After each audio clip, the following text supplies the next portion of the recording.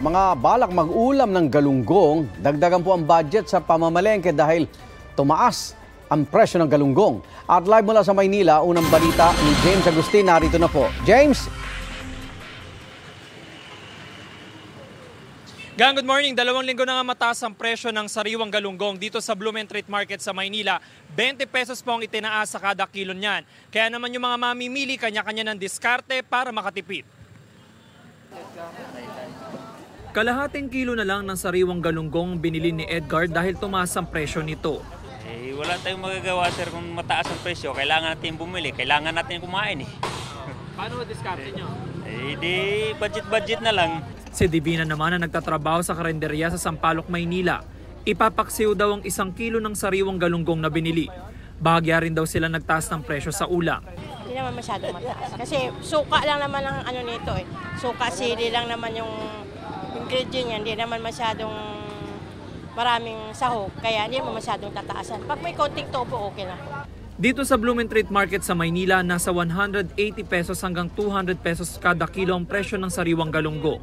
Mas mataas daw ito ng 20 pesos kumpara nung bagong November 1 kung kailan nagsimula ang close fishing season para sa galunggong sa Palawan. Ayon sa mga nagtitinda, posibleng tumaas pa ang presyo ng sariwang galunggong sa susunod na buwan. Konti lang yung dating ngayon kaya mataas. Pag marami yung dating, bumababa ho yan.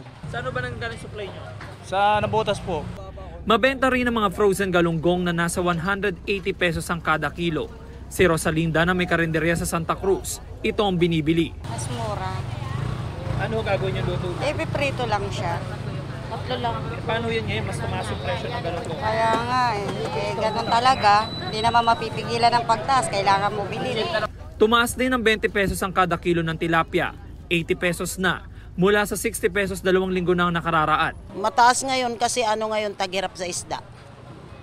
Kasi pag dyan, lalo yan pag December, January, ayun, mataas siya.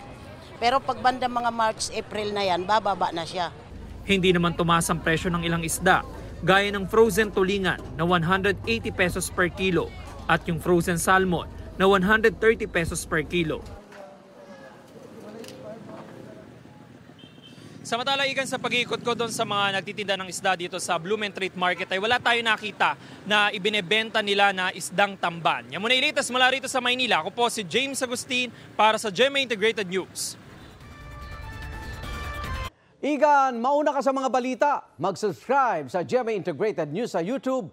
Sa mga kapuso abroad, subaybayan nyo kami sa GMA Pinoy TV at sa www.gmanews.tv.